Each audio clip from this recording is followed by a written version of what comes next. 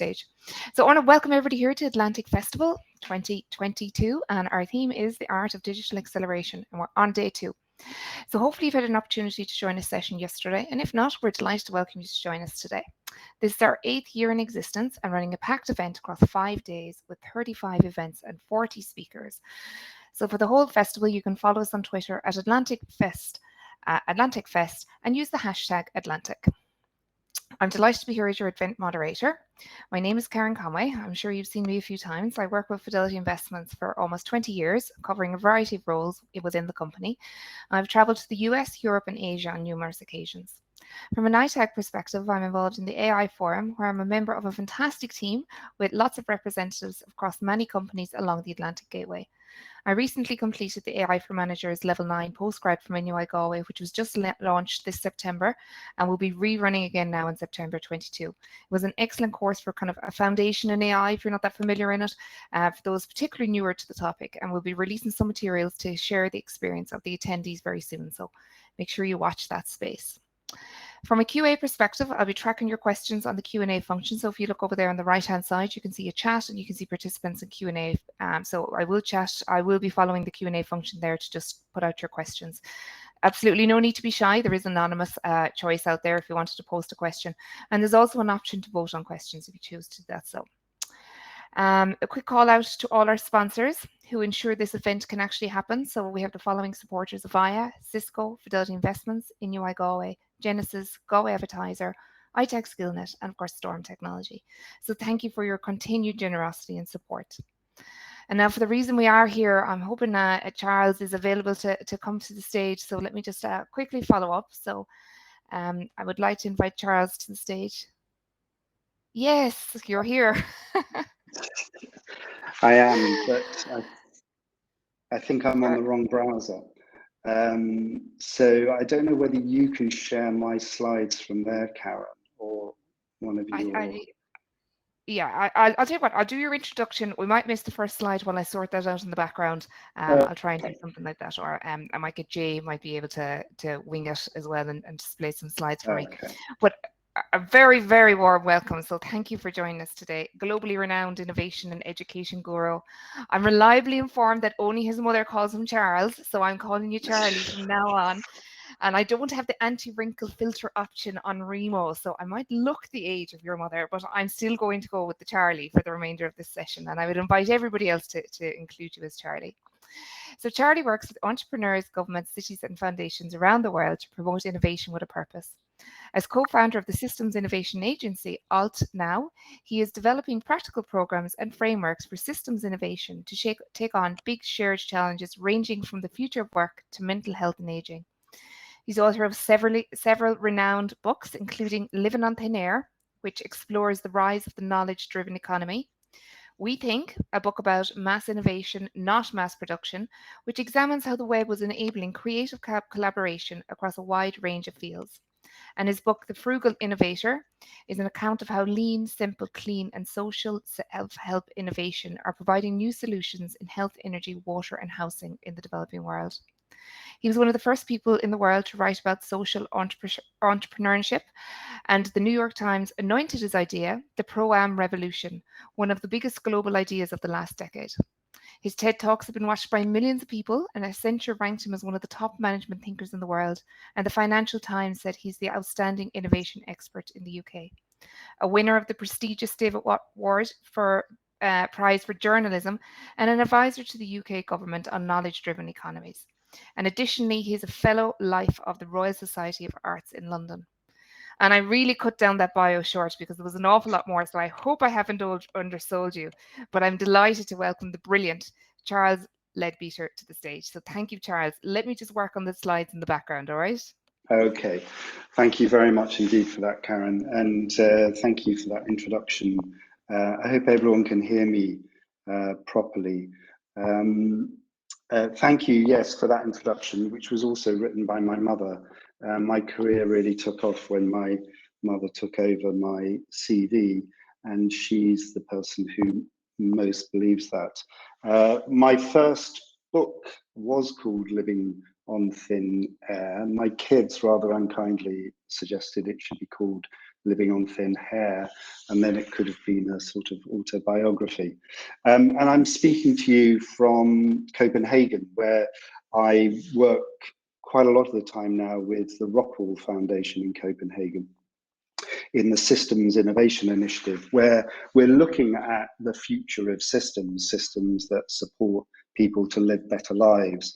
And the reason we're doing that is that systems are all around us, and of course we take them for granted. When we flick a switch, we rely on a system for electricity and energy. When we turn on a tap, we expect the water to flow. We use transport systems, financial systems, communication systems. We expect the education system to be there for our children to go to school, and the health system to be there when we're ill. So we are systems people. That's part of what defines who we are as modern people. We rely on these background systems, which often we're only really aware of when they go wrong. And systems matter because they bring together different kinds of ingredients: technology, software, people, places, infrastructure, investment rules, regulations, policy, to create important outcomes. So if you think about a transport infrastructure and the rules required for that to govern it, and then you think about the kinds of products and services, whether they're cars or buses or trains that run in it, systems are made of these interconnected ingredients, and they produce outcomes on a regular and reliable basis, and that's what we depend on them for. So systems really drive big outcomes. If you want a healthier, more productive, safer, better educated society, then you need systems to support those kinds of ways of life. So we're interested in systems because we're interested in big outcomes and how those big outcomes can shift. And we think at the moment that a lot of systems that we depend on are under enormous strain. So our health systems have just coming through this enormous pandemic, but beyond that, they're enormously strained by the aging of the population, the growth of long-term conditions, the rise of dementia, of long-term conditions affecting older people, but also more recently of mental health conditions, and the rise, especially amongst young people, of a sort of epidemic of sadness, anxiety, and depression. And the health systems that we had to treat acute disease, to treat infectious disease, aren't well suited to treat many of these lifestyle conditions, which need more preventative, more community-based, more relational approaches. All around the world, people are debating the future of education systems. How should education systems not just be improved and reformed, but how can they be remade so young people are better equipped for a world which is volatile and uncertain? And of course, all our lives now are wrapped up with efforts to, and will be increasingly wrapped up with efforts to tackle climate change, to create more circular, sustainable systems for energy, for mobility, for housing, but also for food. So all over the world, people are debating the future of food systems, how to create more sustainable, more equitable, more renewable, regenerative food systems.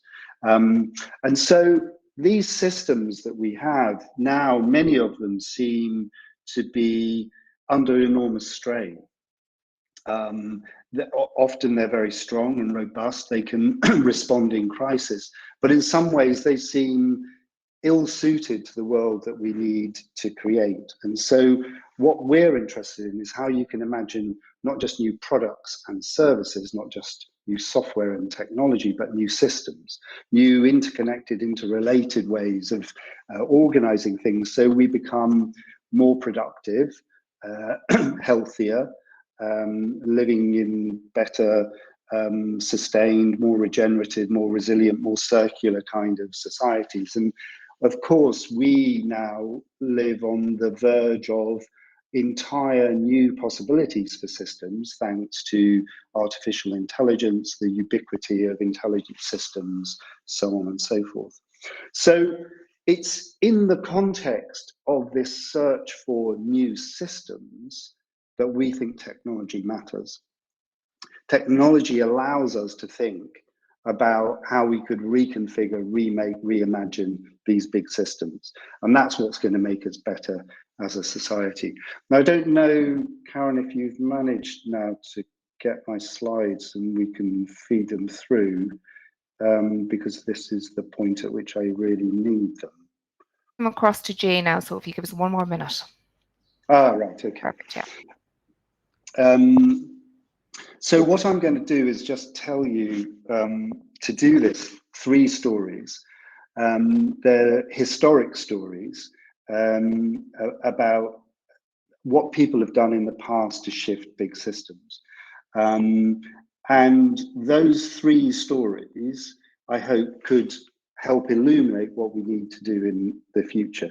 And 3 of the big themes that come from those stories are that when innovators create new systems, they use problems, they start with problems, but they use those problems to open up huge possibilities. So there's a movement from thinking about problems to thinking about possibilities. Charles, yeah? forgive me for interrupting you. I've on screen. I don't know whether you can see them alongside you. Yeah. Great. So if you want to just instruct me when you need me to move forward, then I can do that for you, sir. Brilliant. Okay. And is that on full screen for people? People can see those slides well, can they? People can choose to have it as full screen. Fine. Okay. The second is that often these new possibilities emerge first in places that are quite peripheral. And so if you want to be alert to where these new systems, new possibilities come from, you've got to pay attention to the peripheries, not necessarily to the mainstream. And it's in these peripheries that we find new purposes take shape, new purposes which encourage people to collaborate to create these new systems.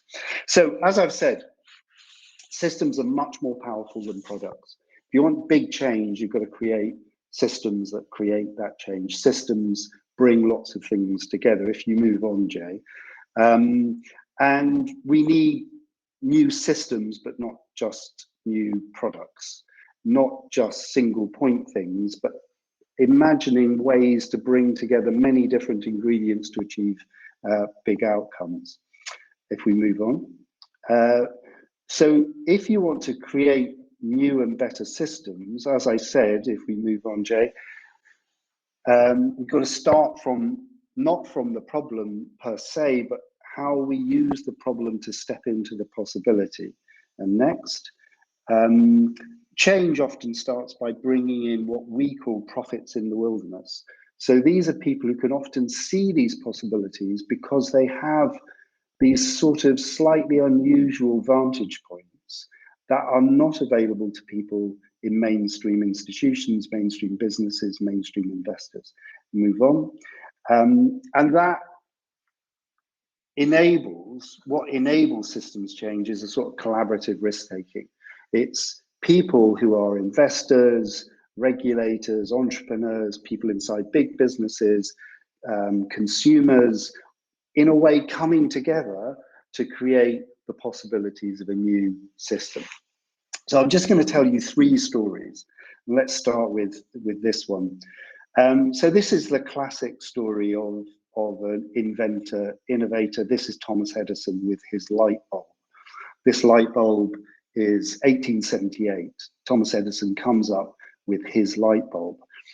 Thomas Edison is not the first person to have come up with a light bulb, electric light bulb. There have been many previous light bulbs. What Thomas Edison does is create a better light bulb. And because of the nature of the filament in the light bulb, the bulb lasts for much longer. But Edison has already had quite an interesting experience inventing the phonogram. When he invented the phonogram, one of his backers, one of the Rothschild family, said, this is fantastic. This is an amazing innovation, this phonogram. But the problem is no one knows what it's for.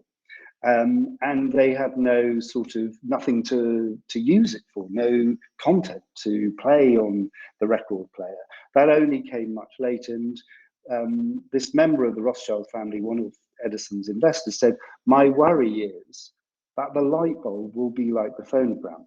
Brilliant invention, but no one knows what it's for because no one really knows how to connect it to anything else." And so when he developed the light bulb, Edison also realized he needed to develop a way to generate and distribute electricity. And so the light bulb came with this generation plant in downtown Manhattan on Pine Street. And it was this plant which then turned on all the light bulbs that he ran actually in the offices of his big investor, JP Morgan. So we go to next. So this is 15 years later. 15 years later at the Chicago World Fair, 1893, there's a display of millions and millions of light bulbs. And what this does is show that not just the light bulb works, but you can illuminate an entire city with electric light. So if we move on, the transition from Edison with his light bulb to the Chicago World Fair 15 years later with this entire system involves quite a lot of people, and it involves quite a lot of conflict, in fact.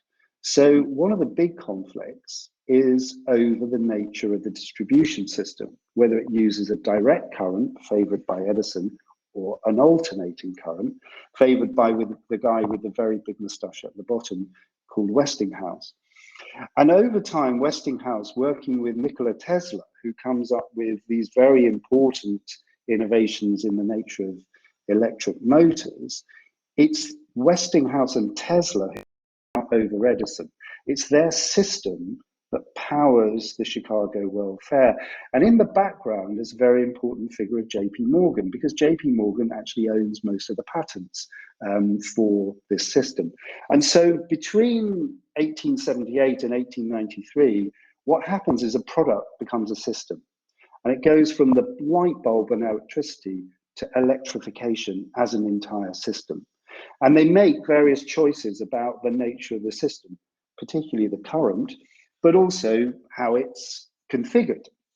So JP Morgan actually wanted a system that was highly decentralized.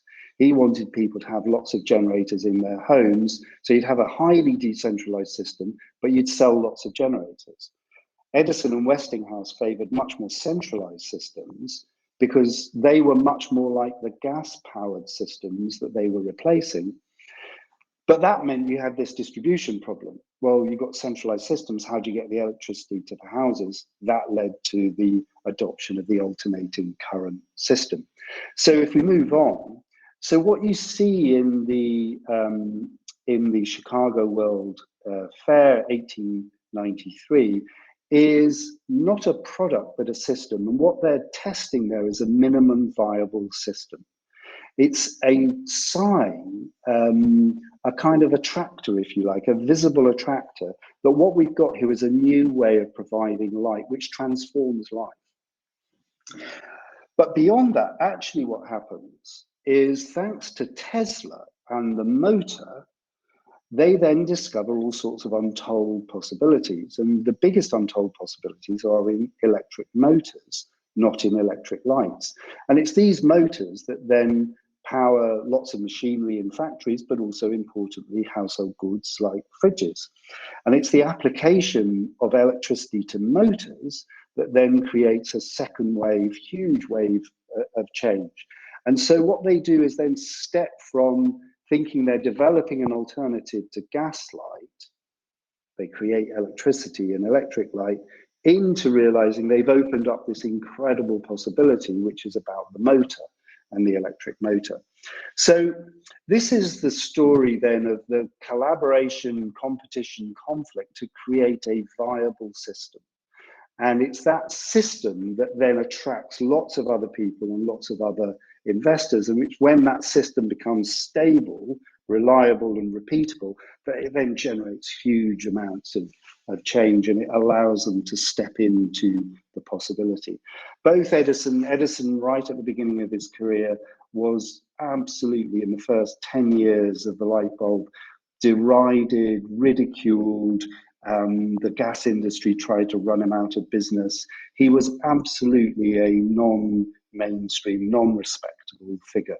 And it was only after an incredible struggle with the backing of JP Morgan and others that electricity emerged as a fully fledged system. So that's the first story. That's how electricity emerged as a fully fledged system. And of course, now electricity is going to go through another wave of new development. We're going to have electric everything in some ways. Electrification will be central to combating climate change, and new forms of electric systems are going to be absolutely critical. And of course, we'll see those with people like Elon Musk, who are in many ways the inheritors of this story. They inheriting the tradition of kind of inventing new electricity systems. Musk focused on storage and solar and renewables, but we'll also see it, the most interesting place to see the emergence of new solar-based energy systems is probably in Africa, with low-cost, very distributed energy systems powered by solar panels and low-cost batteries. So one of the questions will be, where will the new kind of energy systems of the future come from? Where will people see possibilities that they hadn't realized before? And one place will be, if you like, Silicon Valley, Elon Musk, big imagination, bold ambition. But another place will be African villages with very few resources, where they're rapidly developing these alternative low-cost technologies. So let's move on then to the second story. The point of the second story is that it's not just innovators, systems. Innovators might create the basic technology, it's followers who create systems. It's often people who come in the wake of the first innovation, who systematize it and create a kind of new way of doing things. So let me just introduce you to this guy, next slide. Many of you may not have known or may not know who this is. This is a guy called Malcolm McLean. Malcolm McLean has touched everyone's life in this call. He's changed it because it was Malcolm McLean who invented the container.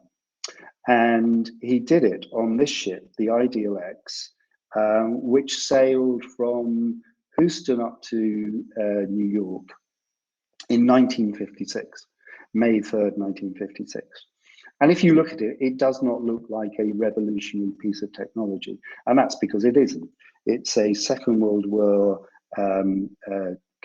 freight ship, which McLean, the Ideal X, which McLean remade to take containers. And he put the containers, I can see that platform running along the top of the ship. He put about 16 containers on the top of that ship. I think you can just see some right at the end of the ship towards the stern.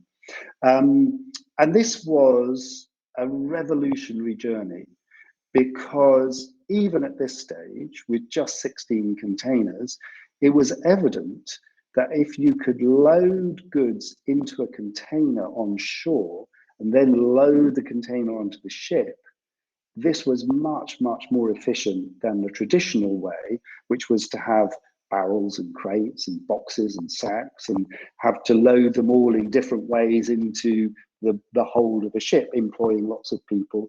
Took a long time. Ships were idle for long periods. There was lots of wastage. It was extremely complicated undertaking. If you could put everything into a container and then put the container onto a ship, then it became much more efficient. And this is what containerization eventually became. So McLean invented the container. It's containerization that changed the world. The container is just a thing, a product. Containerization is an entire system laid out here in this huge container port all over the world. We have these container ports. Who was it who created containerization as a system? So McLean starts off as a trucker, and his problem is that there's huge road congestion between his base down in Houston and where he needs to get his trucks up to towards New York. So he has a problem, and to get around the problem, he thinks, well, what if you could put the trucks on a boat and sail the boat up? He does actually try that to begin with. He then develops the container literally in his backyard. He builds containers with a guy from Alaska who had developed containers because Alaska was such a harsh and unusual environment that you needed containers. So he brings this guy from Alaska who's developed containers because it's so cold and inhospitable in Alaska, in a very peripheral kind of market. And together they create the first containers. They sail the Ideal X up the coast, and what happens for the first, I don't know, 10 years probably, is pretty much absolutely nothing, because despite its evident attractions, people aren't ready to shift to this new kind of system. They're familiar with the traditional way of doing things. What makes the shift possible is a second company called Matson. And Matson is also not in a mainstream market. Matson is in Hawaii, and it's a Swedish-American company, and they run a route from Hawaii to Oakland to San Francisco and back to Hawaii. So it's a little triangle. And in this little triangle, they start developing a way, not just of putting containers on ships, but also taking them off. So they develop new cranes, they develop new trucks, they develop new ways of containers that fit together. And they create a lot of systems that need to log where containers, and they have logistics systems, information systems, insurance systems. So after about 10 years, it's between Hawaii, Oakland, and San Francisco who create the minimum viable system, containerization. It's then that other companies, not Matson, not actually Sealand, McLean's company, but companies like Maersk and others, Maersk based in Copenhagen, who then come in a new wave of investment to create these really big systems that we see here, these new ports, new cranes, fast ships. Those depend on entirely new logistics systems, new manufacturing systems, new ways of relating goods to retailers, to distributors and manufacturers. It's an entire new system of communication and planning and distribution and so on and so forth. So McLean starts with a problem. The roads are congested. I can't get my trucks up to New York. Up a possibility. Actually, if you use the containerization thing, you can imagine entirely new ways of shipping goods. It starts from a peripheral position. So he uses knowledge from Alaska. He himself is not a big player in the trucking business. Actually, the new system is created in this very marginal market of the route between Hawaii, Oakland, and San Francisco. And the system only comes together when people like Matson and Maersk and these other companies that come in can create a sense of common endeavor, with people coming together to create a shared system. So,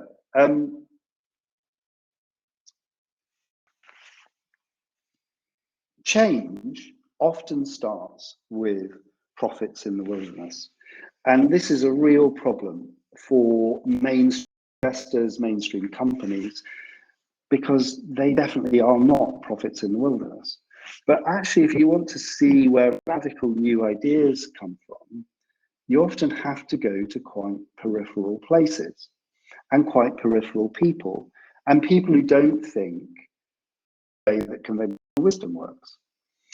And so it's when technology combines with this alternative vision of how society could be that you get big change, or at least the possibility of it. Let me give you this final story, this third story then. So again, this is one no one knows. He's probably influenced many of the lives of people in the room and will influence them in future. His name is Donald Watson. During the Second World War, Donald Watson, then living in Yorkshire, goes to spend some time on his uncle's pig farm, gets to know the pigs really well, gets to like them, kind of becomes very attached to them, is very distressed when they're slaughtered for bacon and pork and sausages and so on and so forth. So becomes a vegetarian, becomes, after the war, really devout vegetarian. I mean, doesn't want to eat anything that comes from animals, including honey or milk or so on and so forth.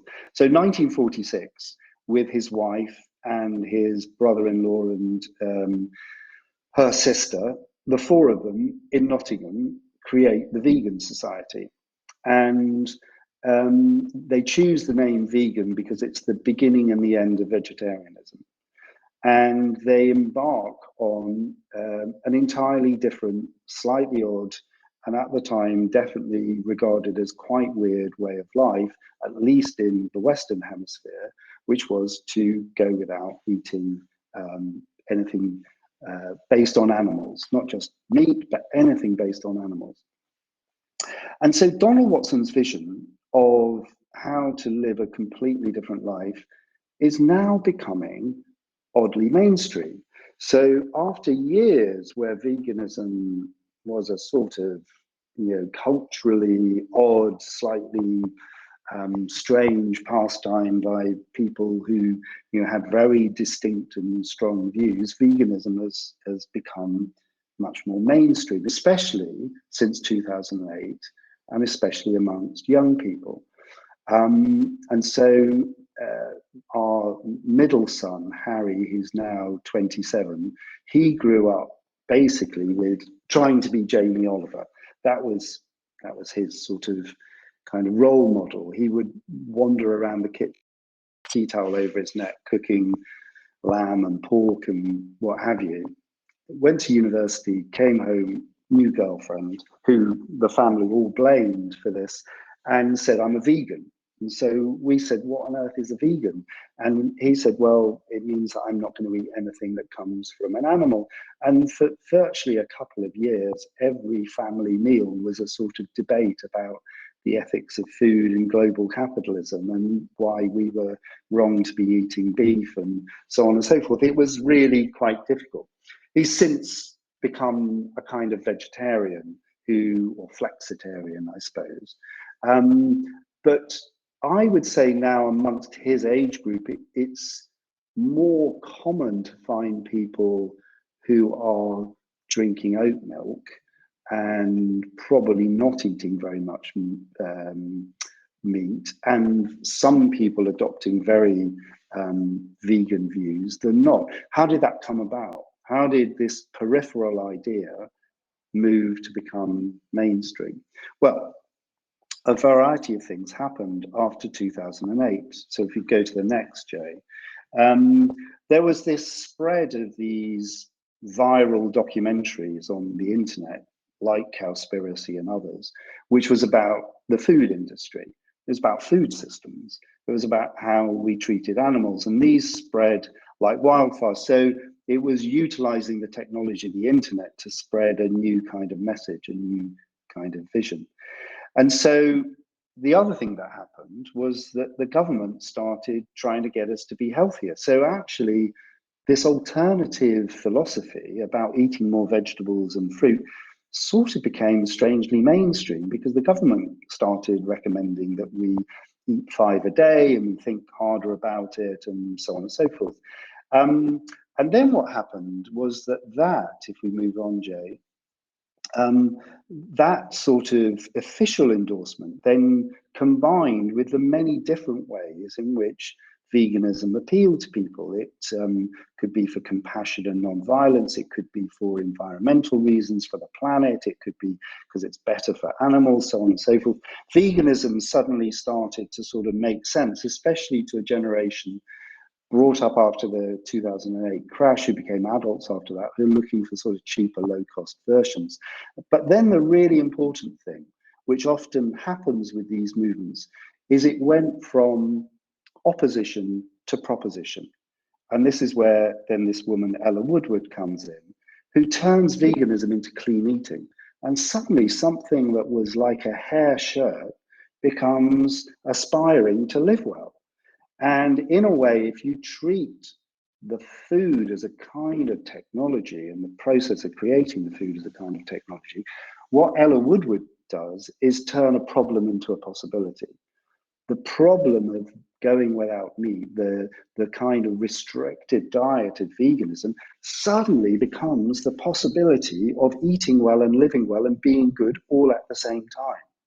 And so this combination of a lifestyle based on a certain kind of, if you like, food software, then becomes highly aspirational. If we move on, Jay, one of the ultimate expressions of that then, of course, is Greg's vegan sausage roll. Now, I hesitate to call this a technology, but there is something about the creation of the vegan sausage roll which tells you that this is going mainstream. It's entering daily life. It's becoming commonplace. So what you see then, if we go to the next thing, is you get, if you like, if you get the outrage of Cowspiracy with the aspiration of Ella Woodward, you get Greg's vegan sausage roll. And Donald Watson's vision becomes something that inhabits the high street. So that's about how ideas go from being peripheral and oppositional to becoming aspirational and mainstream. They become part of everyday life. They become part of the way that we arrange ourselves, part of the way that we expect to be able to live.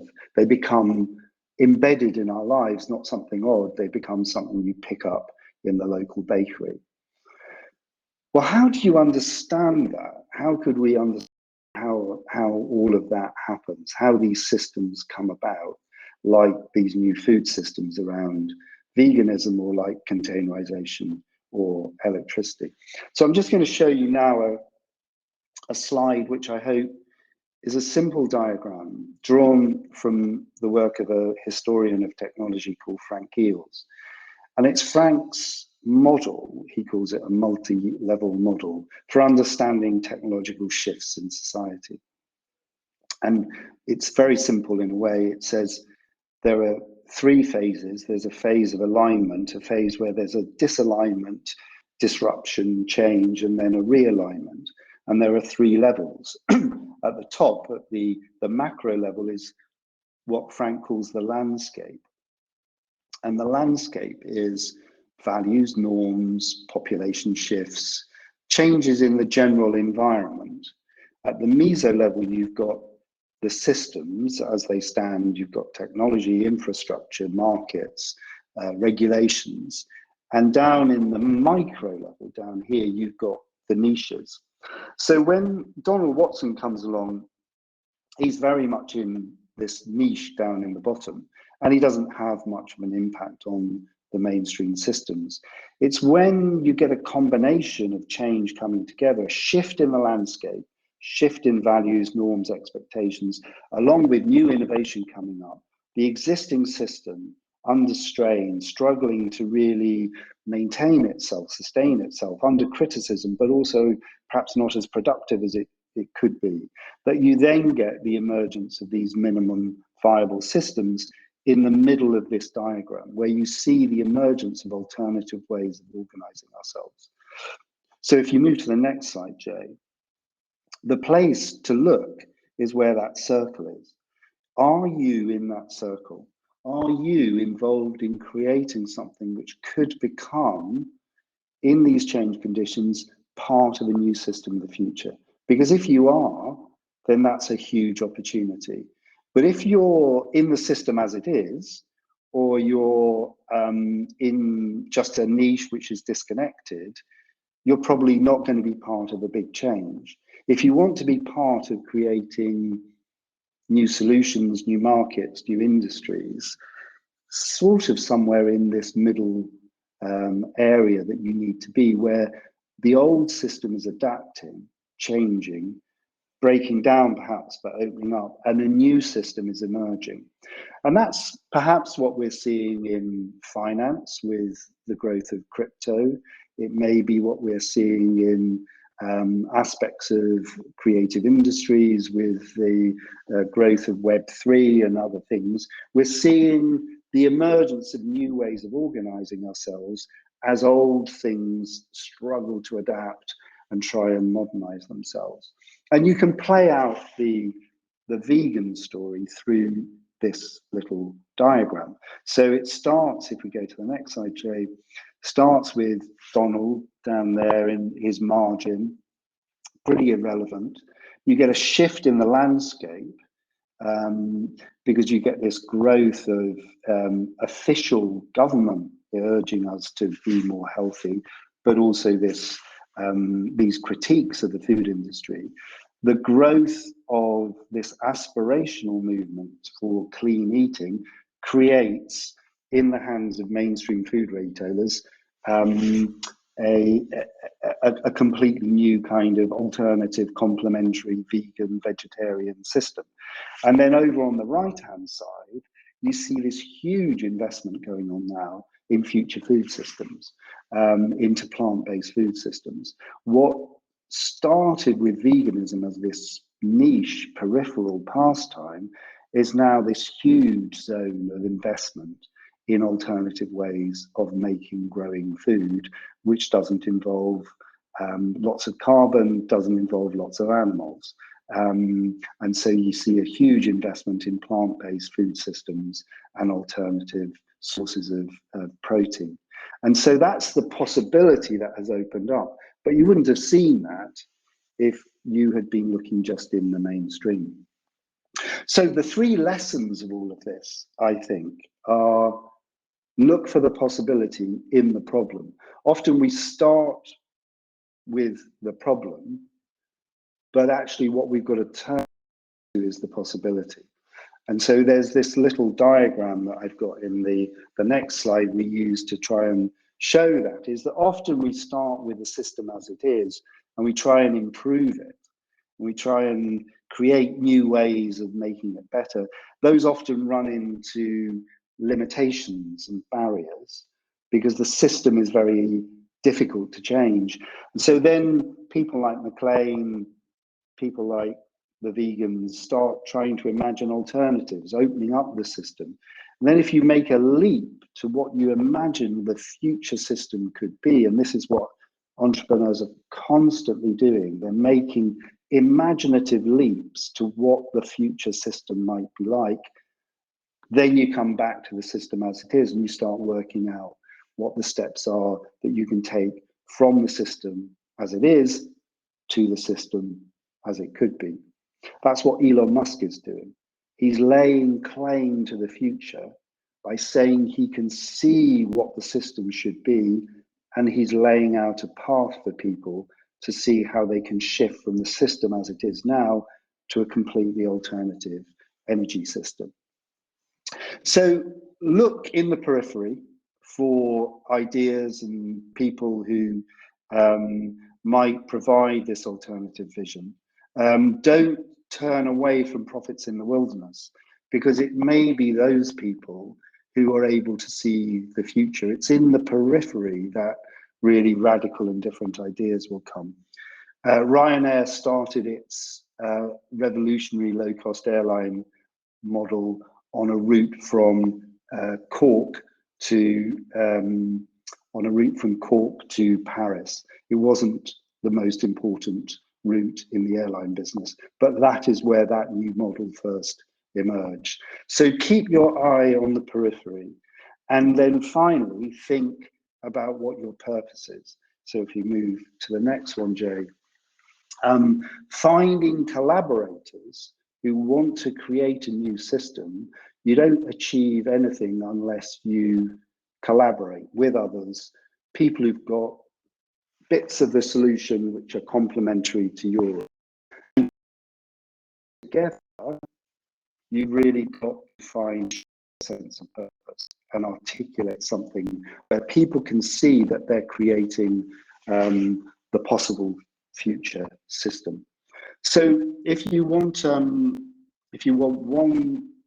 piece of advice, I suppose, from this, it is ask, what's the problem? How do we fix it? Ask instead, what's possible and how do we create it? And then come back to the problem. Don't leave it, but come back to it from the vantage view of what is possible.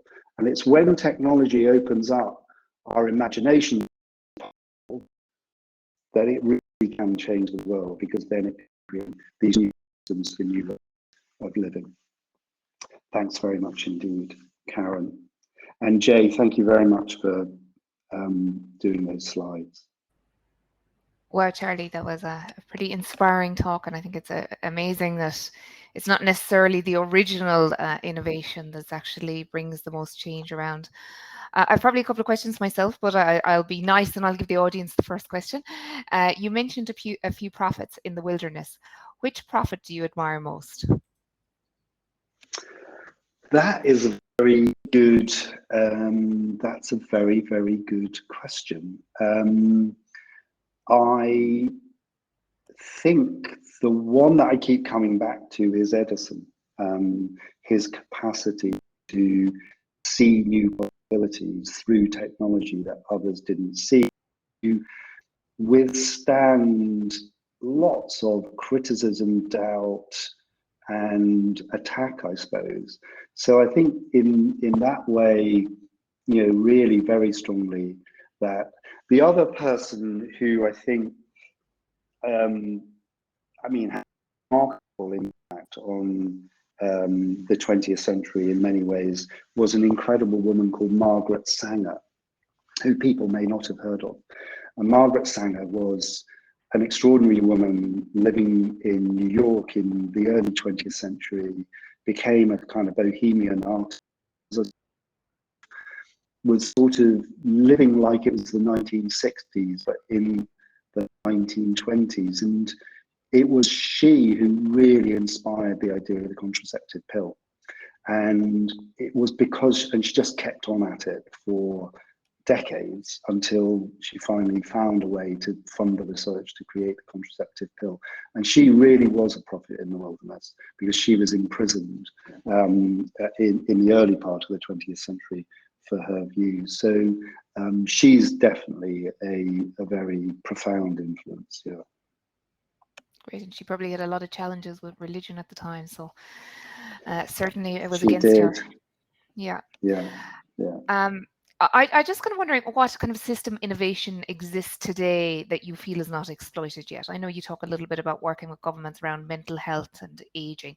What do you think that's out there that's the possibility for us to change or leverage that we can bring change? Well, I think there's enormous need for change in health systems. For instance, our health systems are incredibly impressive, but based around doctors and hospitals and treating acute disease and infectious disease. And we probably need much more community-based, much more preventative, much more personalized in ways kind of approaches to health, which is linking health to well-being. So I think wherever you see a kind of systemic challenge where systems aren't really working, and you can also see a big systemic opportunity, then I think then there's an opportunity for systems innovation. And obviously the biggest and most obvious of those is in energy systems at the moment. And we've talked about food systems, but I think also the future of work, that how we adapt systems to a world in which jobs will be more flexible, employment will be more flexible, careers will take different paths, where people will need to retrain and readjust and find new identities. I think, and you're seeing, I think, the growth of new ways to help people manage much more flexible, in some ways more insecure forms of work, and yet retain a sense of security. I think that's going to be absolutely central. I think the future of work is an absolutely central question for modern societies. Fantastic, and I think it is probably a forward-thinking one. When I think back to the time I handed in my notice to the bank, my father nearly lost his life that I was given up a pinchable job for life, but it was one of the best moves I ever did. So, but I agree, yes, it does have to change. I just got one last question maybe in, and then we might kind of come close to a wrap. What are your thoughts on Elon Musk? Well, I think Elon Musk is like a lot of these people. You know, he's got a monstrous ego. He's a fairly monstrous person in some ways, but he's got this incredible imagination, and he can propel himself into a future. And what entrepreneurs, really powerful entrepreneurs, do is really persuade you that they have found a path to the future, and it's a better future. And he can see what that possibility is, and he can bring it about. And the most impressive entrepreneurs, I think, what they do is they sort of put these very visible attractors into life that say the future is this direction. And so they're directing you to a future which is one that they want to enable and create. So when I can remember the first time I ever saw someone wearing a Walkman. I was walking through university, and this American kid just cycled past wearing a Walkman. I just literally stopped and stared. And that was a sort of visible attractor of the future. And I think when a Tesla sort of sweeps by silently, it's just a little visible attractor of what the future is. And that's what Musk is doing. So, and the scale of that imagination to take on that possibility with, you know, that satellite system that he's got for communications, these are very, very big visions. Wow, it is. It's kind of very fantastic to be listening to. Charlie, you have been amazing today, so thank you so much for coming to join us. I've been totally inspired by this, and I really, really enjoyed your chat. So thank you so much. Thank you.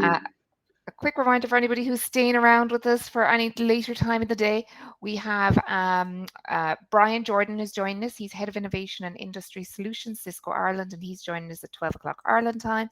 And later, myself, I'm moderating again for Alexandria Deschamps-Sonsino, and she's going to be talking about understanding the challenges of implementing good design. So that's going to touch on digital ethics as well. So for anybody kind of interested in that AI area, that might be of interest to you as well. But Charlie, thank you so much. I'm actually blown away by your talk today. So thank you so much. Thank you, really Carol. Appreciate you joining us. Thanks for having me. So great. Now everybody go enjoy the rest of the day and hopefully see you at some stage. Take care. Thanks. Bye-bye. Bye.